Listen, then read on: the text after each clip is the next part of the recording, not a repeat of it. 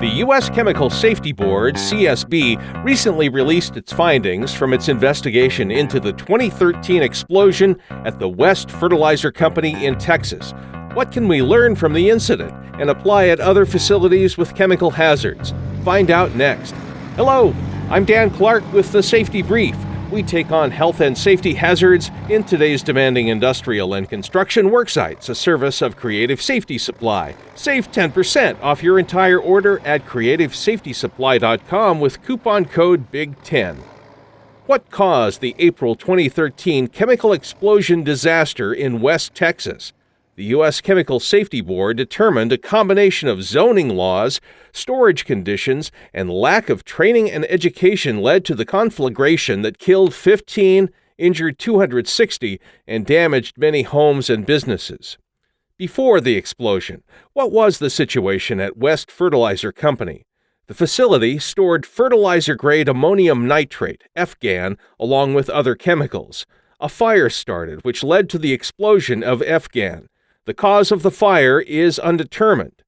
The business had plans for dealing with anhydrous ammonia emergencies, but not FGAN explosions. Most of the volunteer fire department in West Texas did not have training related to FGAN or knowledge of the possibility of an explosion at the company.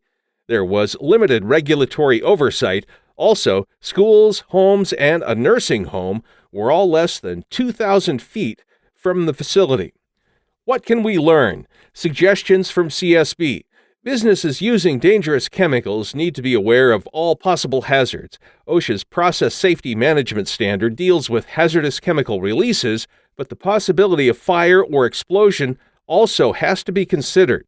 Businesses should also have clear emergency response plans for chemical incidents. In this case, no employees were involved, but that often won't be the case. These hazards should be communicated to local fire departments and emergency responders. Chemical fires must often be handled completely differently than other fires, so firefighters need to know what kinds of fires or explosions they might face. These responders can prepare accordingly. Useful reference documents for chemical hazard response include the Emergency Response Guidebook from the DOT, NFPA standards, and safety data sheets. The community can also be aware of chemical hazards. In this case, people were allowed to build houses and schools nearby without knowing the hazards were there. This means communication about zoning issues in communities needs to be discussed. Note, this incident brought awareness to the issue of chemical safety. President Obama issued an executive order titled Improving Chemical Facility Safety and Security. That's all for this episode. Chemical hazards and emergency planning. Join me again for more ways to stay safety compliant in today's always changing landscape of safety requirements. I'm Dan Clark of the Safety Brief, a service of Creative Safety Supply. Save 10% off your entire order at creativesafetysupply.com with coupon code BIG10.